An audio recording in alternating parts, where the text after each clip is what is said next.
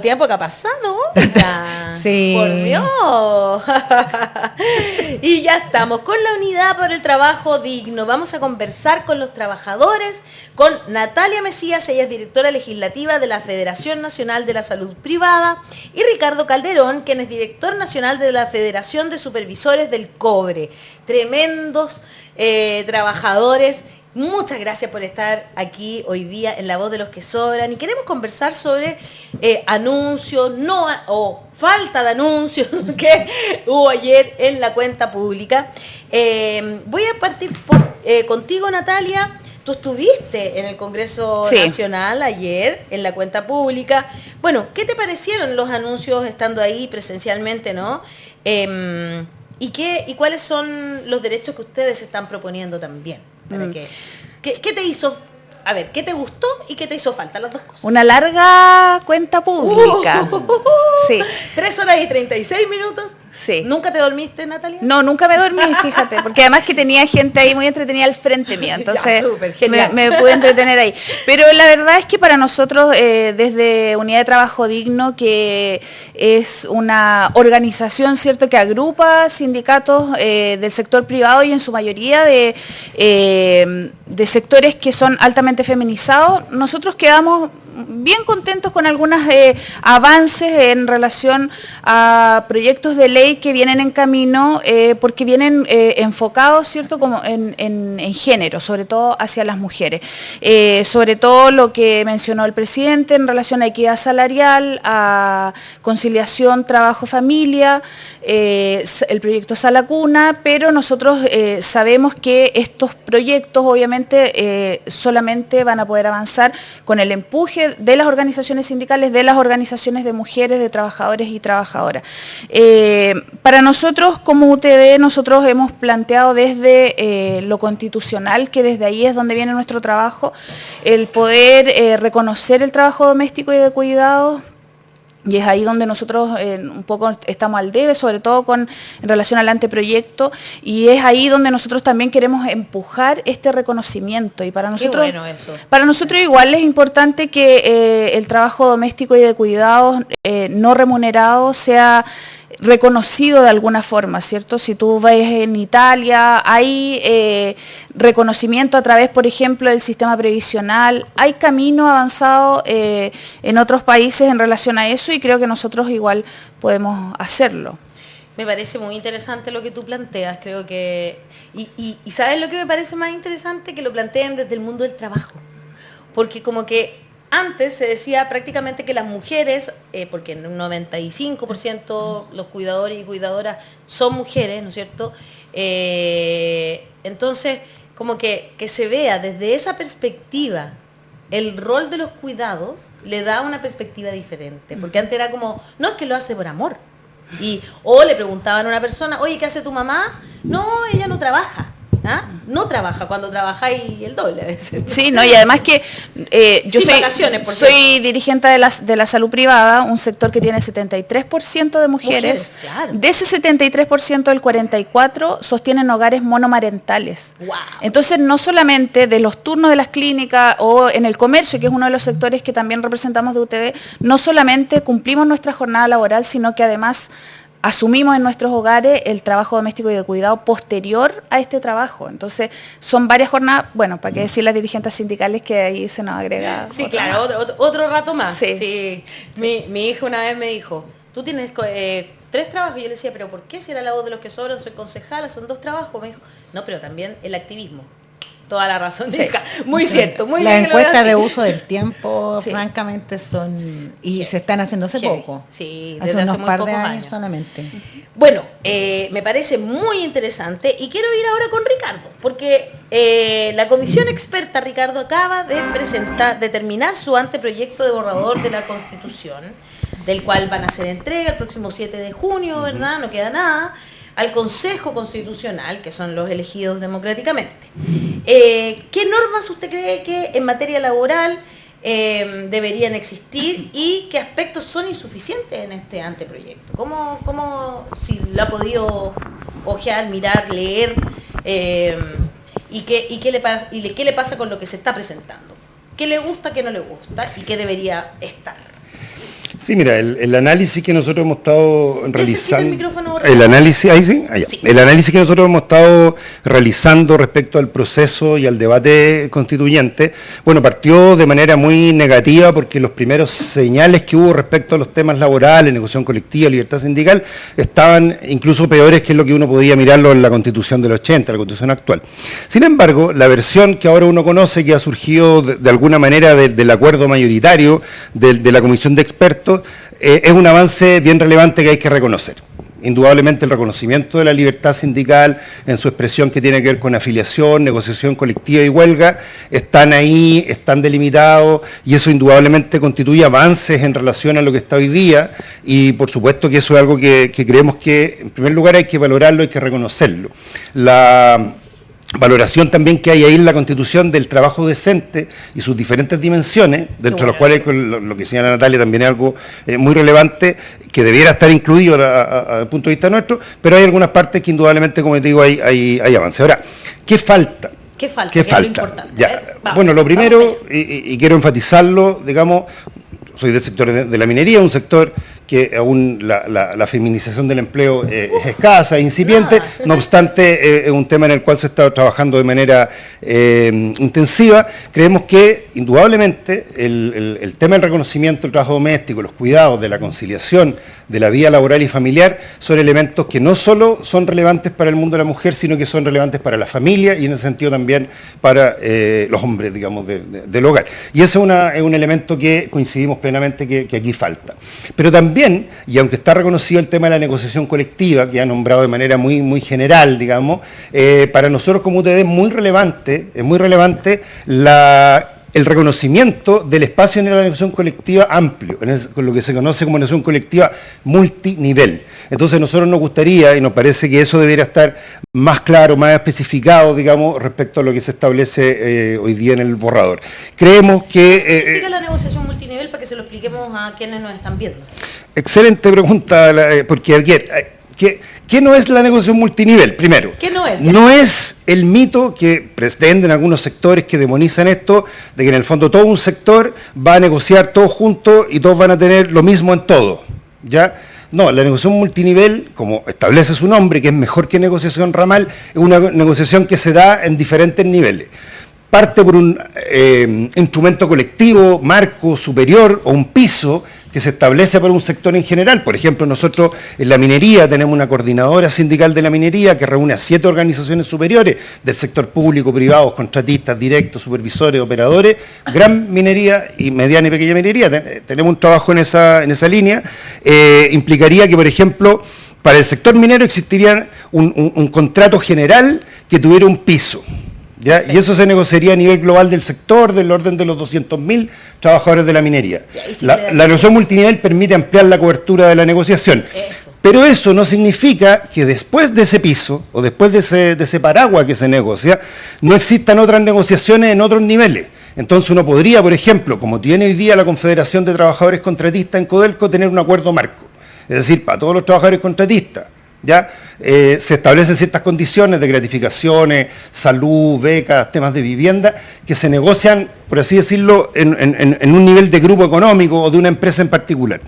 Y al mismo tiempo, después de eso, con ese piso, con ese paraguas, se establece que también sigue existiendo, porque hay quienes dicen se acaba, no, sigue existiendo también la negociación a nivel de empresa, pero tiene la facilidad y la ventaja para el mundo del trabajo, es que ya tiene el piso nacional del sector, el grupo económico, la empresa o algún otro nivel, y además se sigue manteniendo estos niveles donde se negocian las materias que son más propias de la empresa en particular, productividad y otros temas que tanto le interesan al empresariado.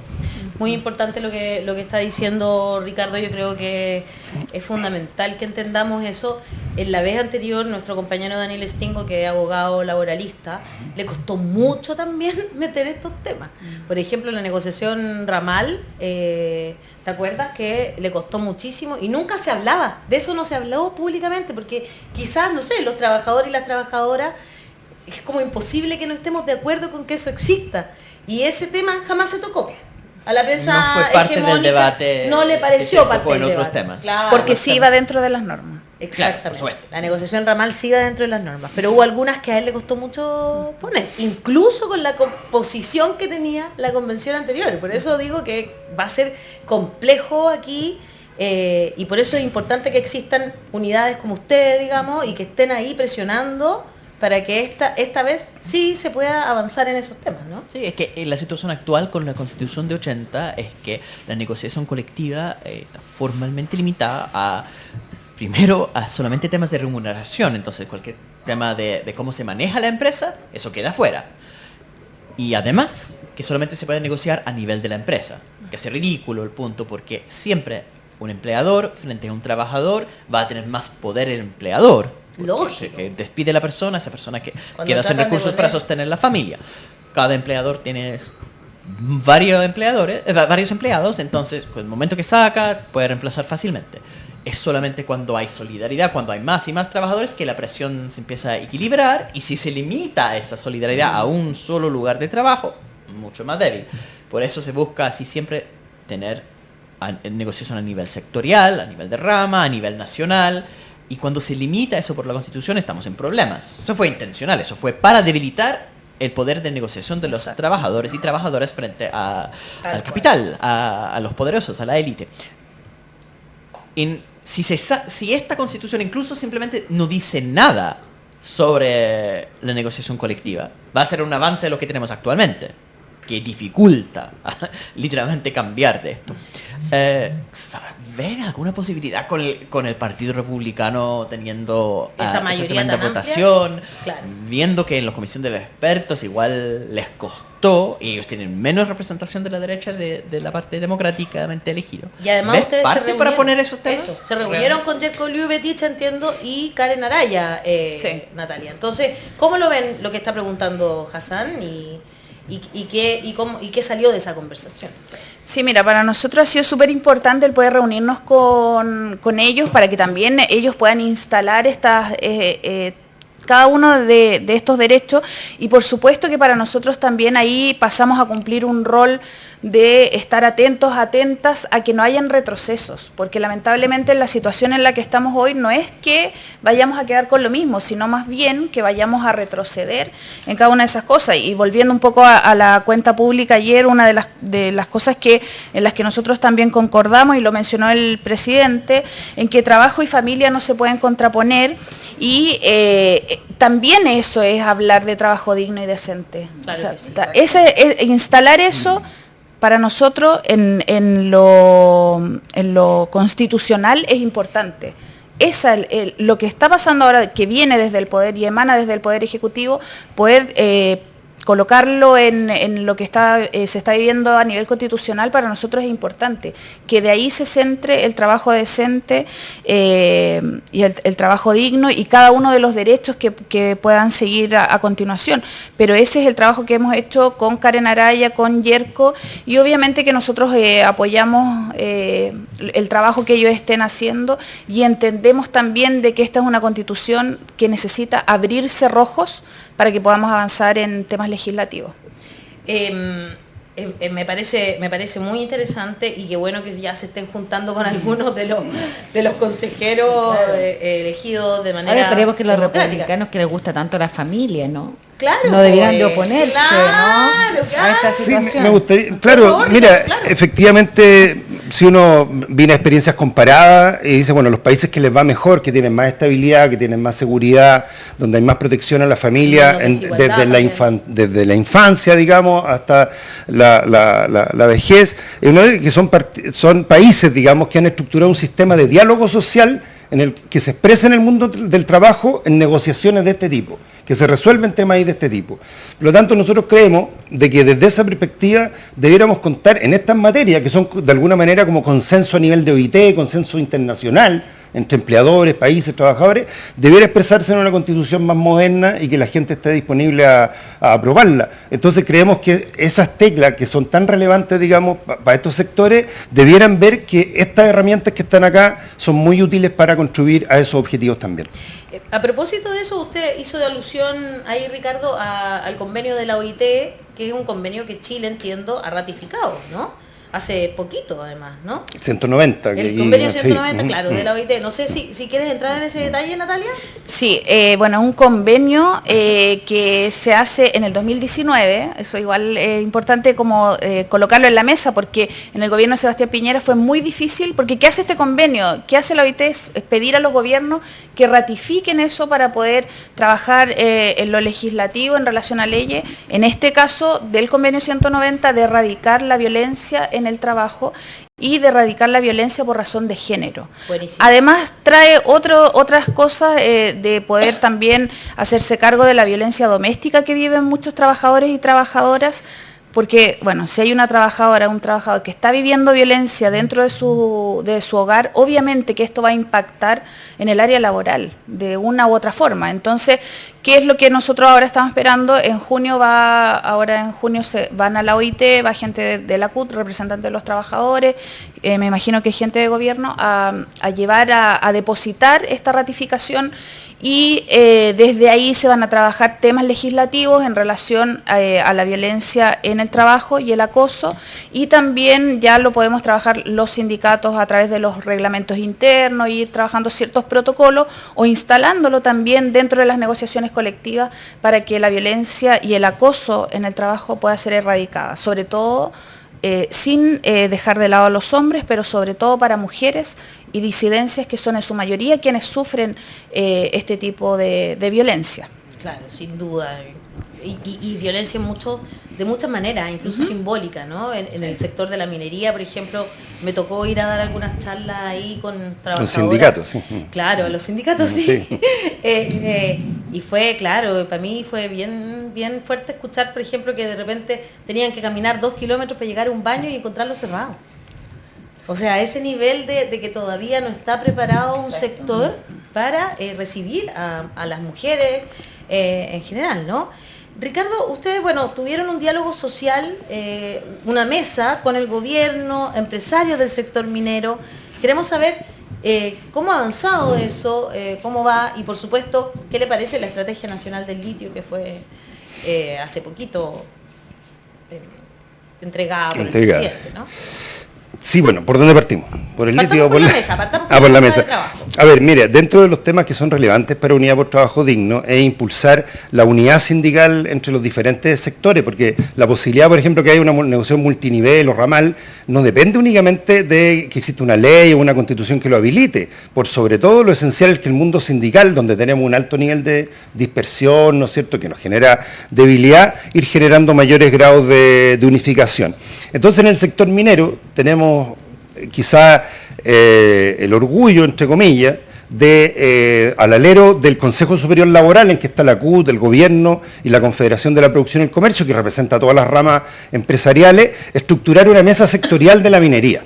¿Ya? Entonces, en esa mesa sectorial de la minería están sentados los representantes del gobierno, están sentados los representantes de las principales asociaciones gremiales empresariales, digamos, los proveedores, APRIMIN, Consejo Minero y SONAMI, y por el lado de los trabajadores de la minería y trabajadoras está esta coordinadora de trabajadores y trabajadoras de la minería, que es CETEMIN, y lo interesante es que hay una agenda común. ¿Ya? Esa agenda común tiene 5 temas, ¿ya? Y cuando digo agenda común significa que todas las partes, incluidos los empresarios, están disponibles a conversarla. Uno de estos temas es la negociación multinivel. ¿Ya? Otra de las materias tiene que ver con género, diversidad e inclusión, donde efectivamente aquí se plantea un número de incorporación de mujeres, pero lo que reportan nuestras compañeras, nuestras colegas, es que efectivamente se tienen que generar condiciones de retención, de cambio cultural y de condiciones básicas para la incorporación de las mujeres a la minería, y que hoy día claramente no están dadas, y son temas que hay que trabajar con el sector. Otro tema importante tiene que ver con las 40 horas. Nosotros nos pusimos de acuerdo con el sector empresarial para incluir las jornadas excepcionales, que son estas jornadas que también están en la salud, ¿no es cierto?, que están 24/7, la minería no para, la minería funciona 24/7, ¿no es cierto?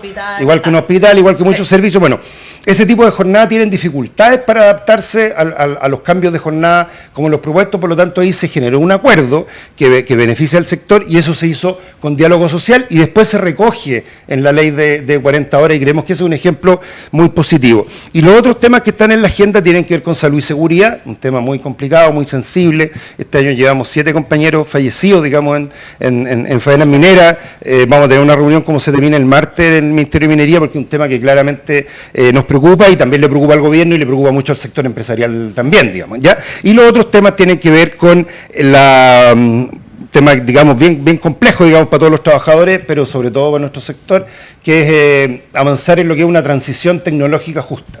Hoy día el cambio tecnológico es algo que se está intensificando mucho y el mundo sindical tiene que prepararse para desarrollar herramientas de adaptación, dentro de los cuales la reducción de la jornada laboral es una de las herramientas que evidentemente avanza. Así que valoramos mucho que en el país exista esto, pero esto depende en gran parte no solo de la voluntad empresarial o del gobierno, sino que sobre todo de la unidad del mundo del trabajo para ponerse de acuerdo en los mínimos y poder presentarlo en espacios de diálogo de estas características. Qué importante lo que estamos diciendo, porque como que la tecnología avanza de repente...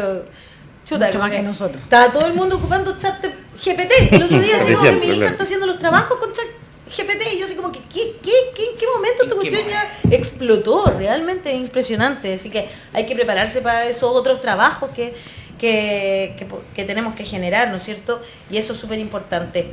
Bueno, le pregunté por qué le parecía también la Estrategia Nacional del Litio. A ver, bueno, yo además soy dirigente de la Federación de Supervisores del Cobre, que agrupamos fundamentalmente a sindicatos de administrativos y trabajadores del nivel supervisor de Codelco Chile. Una de las empresas a la que el Estado, digamos, le ha encomendado entrar al Salar de Atacama para, en nombre del Estado, ya poder mejorar tanto las condiciones del salar, ojo, acá no solo un tema económico, un tema productivo, ya, sino que mejorar las condiciones del salar, viabilizar una explotación sostenible, digamos, del litio, porque hay complejidades desde el punto de vista del uso del agua que no se pueden desconocer. O sea, todas estas riquezas minerales tienen un alto costo ambiental, eso no hay que desmentirlo, y además se ha puesto en el centro, además de lo ambiental, la relación con las comunidades y pueblos originarios. Yo creo que es un primer elemento a destacar, que Codelco además lo ha tomado como a nivel como empresa, lo ha tomado la ENAMI también. Ambas empresas han constituido filiales para desarrollar asociaciones para que se saque el litio, pero además se desarrolle una industria de valor agregado que le permita al país mejorar las condiciones de la economía, sobre todo a nivel de ciertas regiones. Por lo tanto, el anuncio es positivo. Tiene varias dimensiones y esperamos que como país seamos capaces de avanzar en esto, porque estas son bendiciones que uno tiene como país. O sea, con Bolivia y Argentina tenemos el 70% del litio salario a nivel mundial, y el litio es uno de los principales minerales demandados, digamos, para el cambio climático, ¿no? Claro. Es esencial para eso. Y lo mismo el cobre, pues, con nuestros hermanos peruanos tenemos el 50% entre los dos países del cobre, que también es una materia que se va a seguir demandando mucho en el mundo para las tecnologías del cambio climático. Buenísimo, me encanta que podamos conversar sobre esto. Y bueno, yo también quiero preguntarle a Natalia por la negociación colectiva ampliada en el sector de la salud privada, porque generalmente se habla del sector de la salud pública, hablamos muy poco de la salud privada. Sí. Es como, yo sé que están súper organizadas y organizados, así que eso es positivo. Pero ¿cómo sería esta? Mira, nosotros tuvimos un ensayo hace poquito de negociación ampliada. A ver. Nosotros, bueno, en pandemia sabíamos que no solamente se podía vivir de los aplausos, y hicimos mención de aquello en muchas oportunidades, pero se creó un proyecto en conjunto con el sector público de 14 días reparatorios por COVID. El gobierno de Sebastián Piñera sacó al sector privado. Claro. Nos eliminó el proyecto y retomamos este proyecto en enero del 2021, del 2022, y se avanza en este proyecto siendo ya ley el 2 de febrero de este año. Es ley para todos quienes estén dentro del Código Sanitario, que menciona farmacias, centros médicos privados, clínicas privadas, laboratorios, pero además de eso nosotros incluimos a nuestros compañeros y compañeras de empresa externa, porque además no nos olvidamos de que qué fantástico. En pandemia los guardias, la gente de la limpieza, la gente que atendía en los casinos, todos ellos y todas ellas eran parte de esto y hemos logrado, afortunadamente, a lo largo de todo el país, instalar esta ley. Por eso te digo que fue como un ensayo un poco que tuvimos de una negociación ramal y ampliada. Además, a las empresas externas, lamentablemente en Chile se externalizan mucho los servicios. Terrible. ¿Y qué es eso? Es una precarización para las y los trabajadores. Entonces se amplió eso. O sea, si tú me preguntas, ahí nosotros medio que hicimos un ensayo y obviamente que hay otras temáticas que nosotros también queremos ir viendo la posibilidad de poder negociarlas a lo mejor de forma ramal sin tener la ramal, pero sí de ir negociando lo mismo.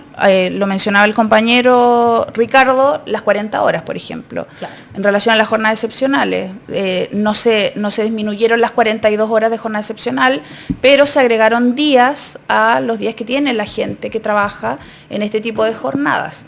También tenemos la gente que trabaja en jornada ordinaria y ahí se puede ir trabajando de manera conjunta, y eso es lo bueno de poder tener de agruparnos como trabajadores y trabajadoras para poder ir manejando estos temas y plantearlos en las negociaciones colectivas al mismo tiempo o de la misma forma como una negociación ramal sin tener negociación ramal aún. Exactamente. Sí. Oye, qué bueno, me encanta porque además salió bien. Sí. Ese ensayo salió bien. Ese ensayo salió bien. Entonces eso es súper importante de destacar. Que funciona, o que puede funcionar, sí, por supuesto. Y que siempre va a ser beneficioso cuando los trabajadores y las trabajadoras están unidos, porque es la única forma, como dijo Hassan delante, de poder ponerse algo, equiparar un poquito, ¿no es cierto? El poder de las el poder élites. que tienen justamente las élites y los dueños de las empresas al final, ¿no? Así que muchas gracias, Ricardo, muchas gracias, Natalia, por estar acá conversando sobre temas tan importantes para todas y todos, porque así es como tenemos que verlo. Esto durante mucho tiempo como que se desincentivó que los trabajadores y las trabajadoras nos uniéramos para negociar. Yo le pido a mi rubro que mire lo que está pasando con otros rubros que son muchísimo más exitosos que nosotros en ese tipo de negociaciones, para que nosotros no sigamos siendo tan precarizados, porque la verdad es que eso es lo que pasa con el rubro de las comunicaciones. Yo lo escucho a ustedes y claro, la mayoría de nosotros trabajamos con el artículo 22. Entonces, tampoco las 40... Claro, inciso segundo, exacto. Sí. Entonces, ahí va a ser bien complejo el tema de las 40 horas, ¿no es cierto?, de implementarlo con esto. Vamos a seguir muy de cerca todo esto que está pasando y agradecerles a ambos también el trabajo que hacen como dirigentes por agruparse en la unidad del trabajo digno. Muchas gracias. No, gracias a ustedes. Gracias a ustedes.